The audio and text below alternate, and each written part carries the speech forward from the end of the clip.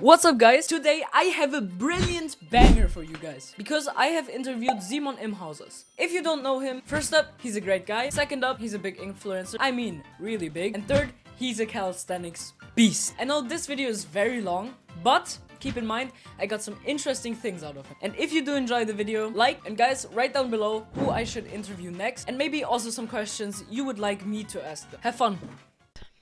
So, hello. How are you today? All good, thank you. Yeah. And you? Great. So, maybe you start by introducing yourself. Yeah, my name is Simon Imhauser, probably known as Imhausers on Instagram. I've been doing calisthenics for 6 years and competing for roughly 4 or 5 years. And 21 years old, 184 centimeters, so a bit Yeah. more to the taller side, and 86 kg. Damn. So, Yeah. and a freestyle athlete. You're So, freestyle. Yeah. No. Okay, that's great already. No, the first question I wanted to ask you is what do you see in calisthenics? Why did you choose calisthenics as your main sport and not another sport? yeah, I actually started with just gym training because I wanted to build a good physique. But I did that for roughly 1 year, and then it sort of became a bit boring. And Okay. Okay. then I found, doing handstand muscle ups, just starting to learn those basics really. And then I just saw so much potential in this sport. There's Yeah, for always sure. something new you can strive for, and it became more than just building a physique. Like pretty soon, Yeah. I started to just focus on skill training, and of course, you get a pretty good body as a side effect, but the goal is Yeah. more towards like the skills, and Yeah. it's easy Okay. targets. I get it. So, I get it. You did swimming before, right? yeah, 11 years, so Damn. pretty good Why background. did you quit? Boring. Boring. It was. Okay. I got a bit frustrated, just swimming back and forward Yeah, in the no, same I pool can imagine. I for can imagine. Okay, let me just move my setup. Yeah, okay, I get it. I get it. Did you swim competitively? Like, yeah, uh, pretty high level as well. Um, Swimming is a bit bigger sport in Sweden than calisthenics, but at the time I think I was in top 10 in damn. Stockholm at least Oh, at my that's peak. extremely interesting. And how was So it? pretty high level. How was it for you? Like, genuinely swimming, the competitiveness of it. I liked it to some degree. It Okay. was. I think it was a good thing for me because I compete in swimming. There was a lot of competitions, almost like once per month or something like that. So Okay. a bit more often than in calisthenics. And of course, you became super nervous for those competitions as well. Mm-hmm. But I think it helped me a lot in calisthenics because I'm pretty used to being in a competitive area. Mm-hmm. So mentally wise, I know a bit more about how to prepare myself. And True. um, Yeah, that's cool. And did you have someone that like inspired you to start calisthenics, like a role model, for example? Daniel License was one Yeah, of the okay. first people I saw. Mm-hmm. He did when I started. He actually did planche press on straight bar up to handstand, Mm-hmm. and I think that was the thing. And like it switched something in my brain. Like this is what I want to reach one day. So he has definitely been a role model for a long time. Then I had many friends in Sweden that has helped me a lot. I had one personal trainer who I met in the gym. Mm-hmm. Emil Langley is his name. He like showed me the sport from the beginning, and then he also took me to the gym where I train today. And there I also met Malin Malle Johnson. Mm-hmm. Most people probably know her, or Daniel Flearfield. Mm-hmm. Still train with them a lot, and they have helped me throughout all these years and pretty much show me what to do and what not to do because they've been in this game for a bit longer That's than me. great. No, Slyzans is also a big guy, right? Yeah, Yeah. Okay, okay. Another question I have on that regard. Did you have like like a difficult starting position before? So you said you were swimming, yeah. and that helped you a lot. But did you have any troubles somewhere else, maybe? I think I actually had a pretty solid foundation. Mm-hmm. And after swimming, I did like gym training. I Mm-hmm. started off. I went to the gym with my dad because I was too young to go there on my own. Mm-hmm. And then I actually went on a course. I think it was like 1 month or something. I went on a course so I could get access to the gym in a earlier age. Mm-hmm. I think I started gym training when I was 14, roughly, Mm-hmm. um, because I went to this course. Otherwise, you have to be 15. Um, so pretty early, I started building that foundation. So Mm-hmm. then, when I started doing calisthenics exercises, I already had a six pack, to be honest, and pretty lean, pretty strong back as well. So front lever training went pretty fast. Mm-hmm. So definitely had a good foundation when I started. Okay. Okay. So, you've gotten very far with your calisthenics journey. You've been to a lot of competitions. So I think you went to FIBO, of course, Beast of the Bars. I was Yeah, there too. Then the World Championship, you were. yeah. In S- last year, yeah, yeah, you second place, right? yeah. Yeah. Somewhere else? Um, Swoob Street Workout Ultimate Battles Okay. this year. I think that was one of the most like impressive stages I've been Hmm. because the arena is so big, over a Yeah, yeah, I thousand know it. I know people. it. And Um, yeah, that's what I was going to ask you. What was the your favorite? Like, I think Swoob or Beast of the Bars. okay, yeah, I yeah, I think get it. Swoob is because it's so many people and literally the whole crowd has chosen to be there. Hmm. Like 1,000 people that's just really into calisthenics watching. Like Yeah, you will never find a crowd that's so hype. especially Beast of in such a small sport, right? So Yeah, yeah, it's the exactly, biggest and stage. definitely and good level athletes as well. And I think the same with Beast of the Bars. I think Beast of the Bars is one of the competitions that's best organized, Mm, like yeah, yeah, I super thought good that too. structure, Hmm. uh, pretty good setup, and also a lot of crowd. Not necessarily calisthenics people, but a lot of fitness people in the surrounding because Yeah, it's yeah, it's at a an cool expo. environment. It's a cool Yeah, environment. Yeah, uh, okay. Um, so your height and your body weight, were those ever like a big problem for you coming up to that level? um, when I started, I didn't really know like how the height and weight impacted the calisthenics Mm-hmm. journey because I always trained like the people I train with in Sweden or in general a bit taller. So when I started, I never really thought about my size, Mm-hmm. but it was when I think FIBO 2021, 2 years ago. I think that was the competition where I got a lot of reactions like people came up to me and said like you're a really big dude for Mm-hmm. competing and it's inspiring to see people like you compete because it is obviously a majority of a bit shorter athletes. Yeah, um, yeah, so I think in my when I started I didn't really see it as a bad thing. Now I don't really see it as a bad thing either, but obviously I do understand that it is a bit harder to achieve like the craziest skills and the craziest level. yeah. But I've just accepted that, to be honest. Like That's the I will mindset, reach, yeah. yeah, I Mm-hmm. will reach the maximum potential I can do with the training I do, and I don't really care about if it's like obviously it's would be better if I'm a bit shorter, maybe I'm a bit lighter, but this is who I am, so gotta work with what True. I have. Yeah. No, it's also very inspirational, I have to say. I'm a short guy, but I'm a lot So you heavier. will have a Yeah, high, yeah. high potential. True, true. But still, I'm a lot heavier, so skills like front lever are very hard for me. But I love planche now, cause Yeah. yeah. But Uh, what's your age now? 14. I'm 14 right now. Yeah. So I mean, if you start now, you're gonna destroy. You're gonna be way better than I am now I'm if you trying. I'm keep trying. training. Yeah. Now, yeah, but did you struggle with something else? Like, was it like for example, me, I was at the national competition last year, and I completely failed. Some friends told me to do it with them, and it was Yeah. a amazing experience. It was great. I met a lot of cool people, but I failed, and now I have this pressure for this year if I should even go to this competition, or if I'm there, what like did I improve enough this year and all Yeah. of those things. Did you have that too?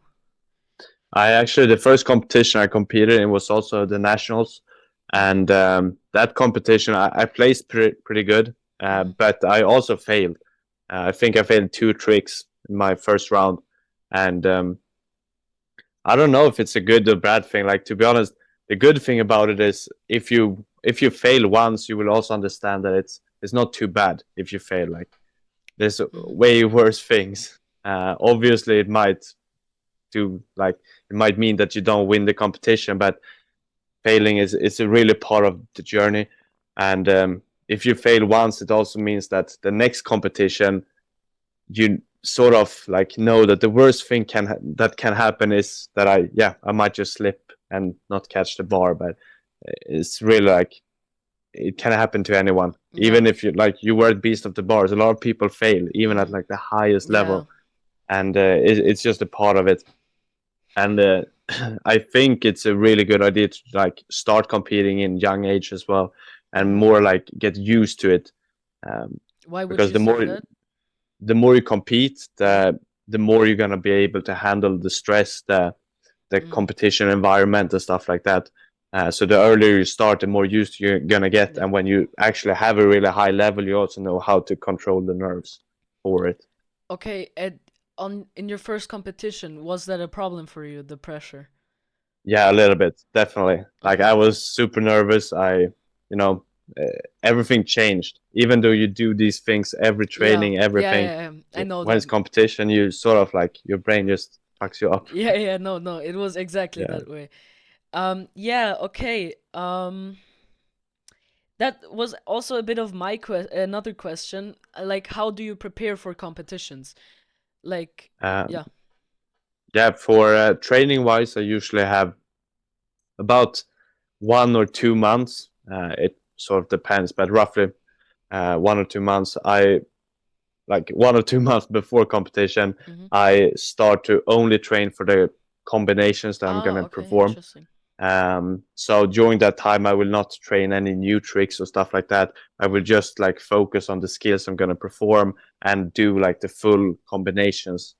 Um, so it's a bit more like just doing a bit more endurance because normally I train a bit more like one skill and then I do some rest, train another skill, sort of like that. Mm-hmm. Uh, but before competition, more about doing combinations that you're gonna perform, so you get like your nerve system gets really used to the movements, Okay. and That's an also training a interesting. bit more stamina.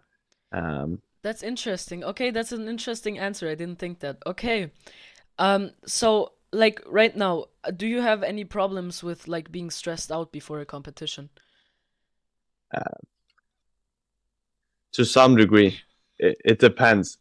Every competition, you're always going to be nervous, Mm-hmm. but I feel like every new competition, it gets a little bit better each time, Yeah. and you also start to understand like which sort of tricks can you perform without having too much risk.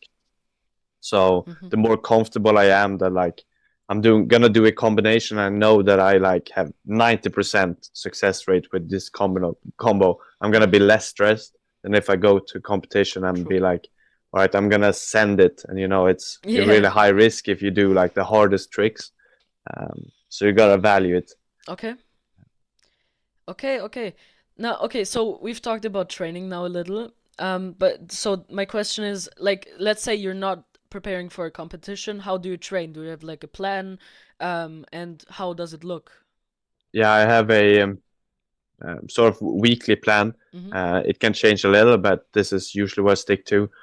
So during the weeks, I train 2 times front lever training. Mm-hmm. And during front lever training, I train front lever pull ups, Mm-hmm. a lot of resistance bands when I train. Mm-hmm. So front lever pull ups, I do top holds. Victorian is also Okay. included in the front lever sessions. One on front lever training and front lever races. So those I sort of have during the front lever sessions, and I end the workout with some weighted pull-ups just for some hypertrophy. Okay. And Okay. then that's 2 times per week, and then 2 times per week I have planche training, Mm-hmm. and that includes planche push-ups, planche holds, Maltese training, and planche press. And sort of I do some weighted exercises just for strengthening Mm-hmm. shoulders and stuff. But the goal is during these workouts to just get better at planche. Um, and then there's 2 more sessions during the week, and those are for freestyle. And that's when we do the Ah, tricks. okay, I get it. And then you have one And rest day. yeah, and one rest day. Mm-hmm. Okay, okay. So you have an individual days for freestyle, Yeah. where you also train your combos. But do you also train like individual skills? Yeah, that's during the freestyle sessions. I usually do some warm up combinations, just really simple. Hmm. Then I do some combinations, maybe some combos I want to learn, give it some attempts, and then I end the workout with some giving some new attempts for some new tricks. Ah, yeah, okay, I get it. Um, Okay. but And it can change a little. It depends on how close I am to a trick. Because if I'm really close to landing something, for example, when I started to learn like front flip regrab on P mhm. bars and stuff, I started the workout with it when I was fresh. Um, Okay, okay. um, Speaking of that, what is your favorite freestyle trick? um, I think front flip regrab on P bars Mm-hmm. Okay, you can start do to that become, very well. It makes yeah, sense. Yeah. I like it. Mm-hmm. And then also on the high bar, I really love like alley-oop, Mm. a lot of airtime. True. Front flip regrab is also really nice on high bar. A bit more risky, but once you land it and stuff, it's really nice feeling. Yeah, okay, I like that answer. Okay, yeah. And let's say there's someone out there who really wants to achieve a plunge or a front lever, or let's Yeah, say for a plunge, do you have tips to learn the plunge? How did you do it? I would say do a combination of building foundation strength. Mm-hmm. So even from the beginning, start doing some weighted dips, train some with the dumbbells to strengthen your shoulders. Mm-hmm. Those those exercises and like leans, push-ups as well. Mm-hmm. So you get some reps and start building some mass as well. Mm-hmm. And that in combination with doing progressions, tuck plunge, advanced tuck. So that's like the solid foundation. And when you've done that for a little while, start to get pretty comfortable with it, I would start using resistance bands. It's what I've been doing for a really Mm-hmm. long time, still do, because it allows you to be, for example, almost in full planche. If you have a pretty Yeah. strong band, um, you can be in full planche position, and you can like change the band so that you can always hold it for 10 to 12 Mm-hmm. seconds maybe. And same if you're training for front level pull-ups or something, you can use a resistance band so you can actually get up to 8-10 reps, which is really good for muscle connection, and you have a lot of time in the movement. To Whereas if you understand it. yeah, Mm-hmm. exactly. And Okay. it's also pretty fun because if you use bands, you can pretty early start being actually in the real position. It's more like I enjoy it more. And if you enjoy it, you're gonna train a lot, and of Yeah. course you're gonna get results after a while. Okay. Yeah, no. Cool. Um, yeah, another question. On your rest days, do you have like things to you do to recover, like taking ice baths or Yeah, ice baths. It's not necessarily on the rest days, but that's something I do just throughout the weeks from time mm-hmm. to time. At the moment, I do actually have once per week. Me and some old friends we meet up and just do ice baths That's together. cool. Just a fun way to gather everyone and also doing some Mm-hmm. building mental strength together. It's a really good thing. Mm-hmm. And then in general, sometimes ice baths just for relaxation and really enjoy it. Okay. Um, And and yeah, it's not necessarily for recovery. It's more just because it's mental strength. mentally, yeah, yeah. Okay, Yeah. I get it. Do you have like specific meals you eat on rest days, like maybe I don't know, cheat meals or something? Yeah. Cheat meals. It's cheat meal, not necessarily also on rest days. It's rest days more just taking a break from the Mm-hmm. training. Yeah. And then during rest days, it's pretty much the same as usual. So when it comes to meals, sometimes I eat cheat meals, just like everyone else, not necessarily once per month or something. Yeah. Just if I feel like it, I take it. That's healthy. Um, Yeah, yeah. yeah. But what I do focus on is my protein intake at the moment, or Mm-hmm. for the last months, I've been trying to really get up to 200 grams of Mm-hmm. protein per meal, no, per day, How not much per meal. grams is it per kilo? You know that? 2.5 roughly. Okay. Damn. Okay. So it's really towards the higher end. Uh, Did it but it help was you? because I feel different, definitely that, Okay. because it made me realize also that I've always been eating too low. I Mm-hmm. think before I started to actually count it, I was probably getting around 120 grams Mm-hmm. per day, which is really low for my body weight. Mm-hmm. Would Uh, you recommend eating so much protein for like a beginner, let's say, or intermediate? it depends on how much you train. Uh, I Mm-hmm. think the first thing you gotta do is not to buy protein powder and just hit the gym. But if you do like start getting it from the foods you eat and stuff like that, getting healthy food, Mm-hmm. and then when you actually start, you've been training for a while, you know that you're consistently training, maybe 4 or 5 times per week, then you can start thinking more of, okay, let's aim for the higher protein intake. But for a beginner just getting started, it's more about getting into the training routines and eating healthy. And then, Okay. it's the same with nutrition and everything. Like starting taking supplements, it's just for the people that want the little extra, but the foundation is the most important part. Okay. Um, would you say that dieting is a big part of the sport?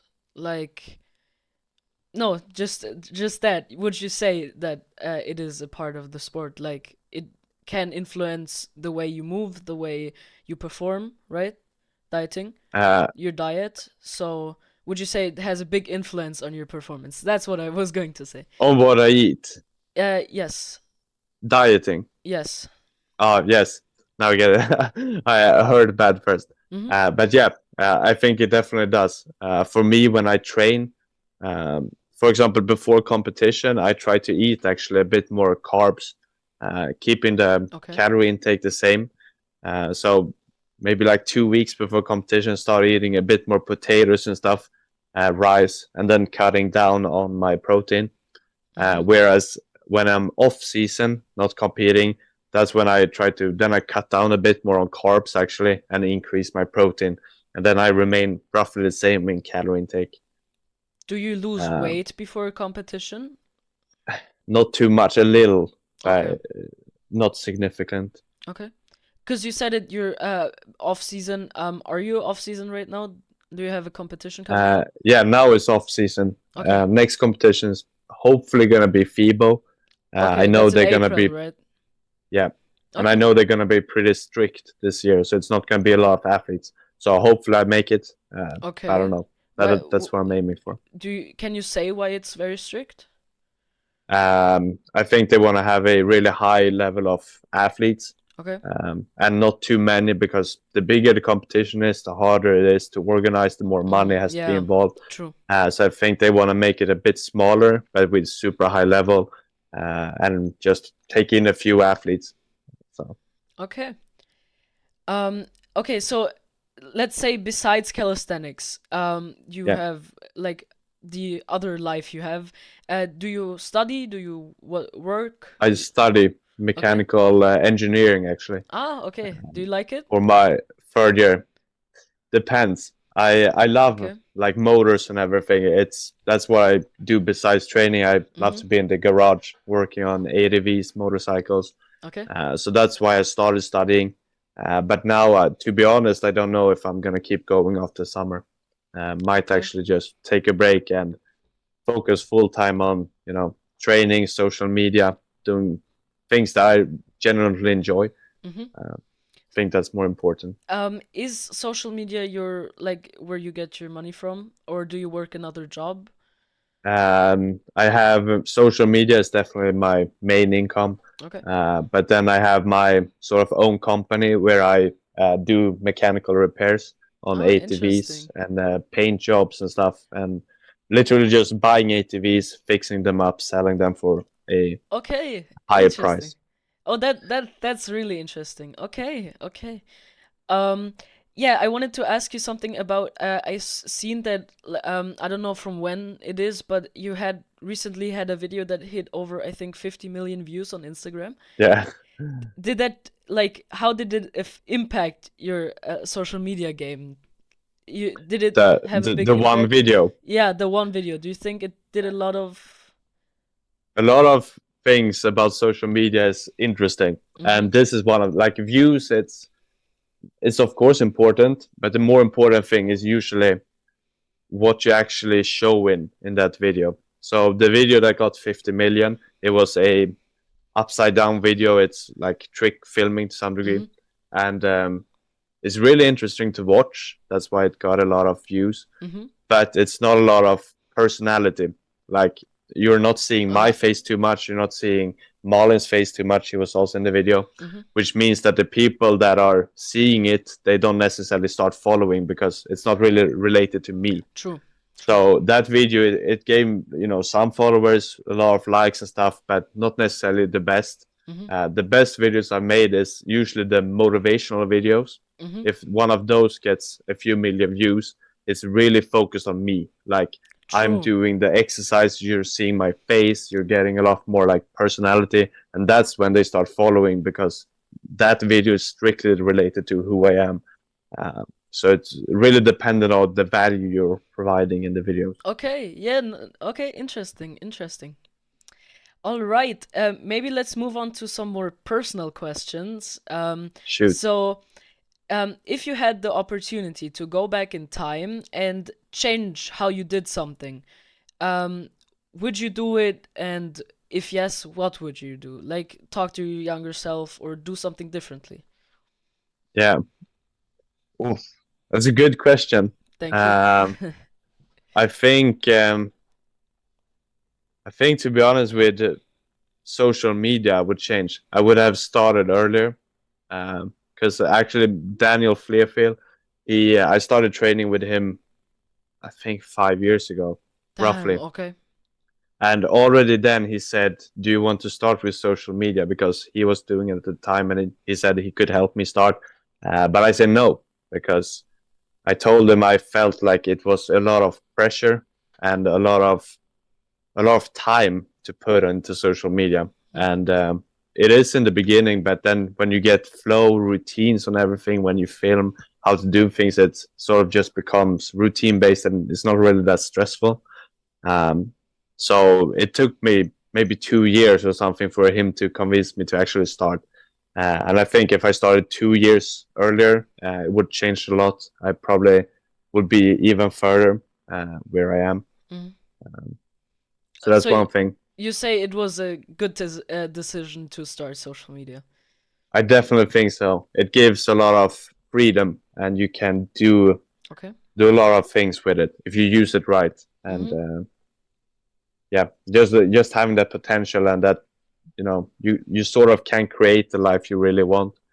Um, if you have this big follower base, if you have a value that's a lot of people want to see. True. Okay. Um. So since New Year's coming up, it's the 30th of December right now. So Yeah, I wanted to ask you two questions. What did you learn this year? Like the biggest things you've learned and you took with you into the next year, and what your goals are for the next year. yeah. So things I learned. One thing is that it's more important to have a plan than a goal. So for Mm-hmm. this year, for example, I did have a goal of you know reaching 200,000 followers. That was the goal for this year. Mm-hmm. I cracked that Yeah, and reached absolutely, 300,000. absolutely. Yeah. That was the goal I had. But the Mm-hmm. plan I had was to post a Instagram post or reel every 2 days.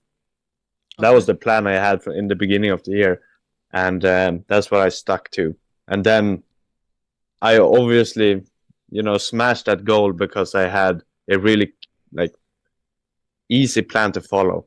Mm-hmm. Um, so it just shows that if you have a plan, like the goal, it's really hard to know if you're going to reach it or not, or how close you're going to get. But if you have a plan, that's really easy to execute, and if it's solid, you're going to get results. Okay. Okay. So that's what is same in training as well. If you have like, oh, I want to get the full planche in the end of the year, that's like, yeah, that's a good goal. But how are you gonna get How? there? Oh, I'm Yeah. gonna Okay. do 2 planche workouts per week for the rest of this year. Okay, then it might actually reach it. Would you say you needed more detailed? Like, Yeah, y- or having a plan. Um, okay. so same for like New Year's resolutions. Mm-hmm. If you just say I want to get into fitness, that's like super blurry. It's like, True. yeah, True. that's hard. Okay, so But you if you say say, the more detail the plan has, the easier it is to execute and the more Yeah, possibility there is to achieve that goal, let's say. definitely. And Okay. if you're setting New Year's resolutions, set a like New Year plan. Like, what am I gonna do? And then the goal is like you can have a goal, but the plan is way more important. So maybe saying I want to go to the gym 2 times per week for this year, and the goal is then I want to get into fitness, but the plan is you want to train 2 times per week. Okay. Okay. And the last one is a bit that's just from my interest because I Yeah, asked a lot of friends and they all said different things. Now I wanted to ask you, if you could only eat one more thing for the rest of your life, breakfast, lunch, dinner, snacks, whatever, what would it be? yeah. Um, I obviously it would be a lunch, I think, because Mm-hmm. it's a big variety. But the food in specific, um, I do love meat, like really love meat. Okay. So either burger or um, Mm-hmm. like meat sauce and rice is also something I eat a lot that I Okay. really enjoy, Mm-hmm. and it's healthy. So I think that one problem because it's healthy as well, so Okay, interesting.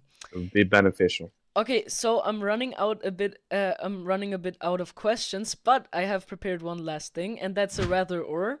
So either Yeah, pick this or that.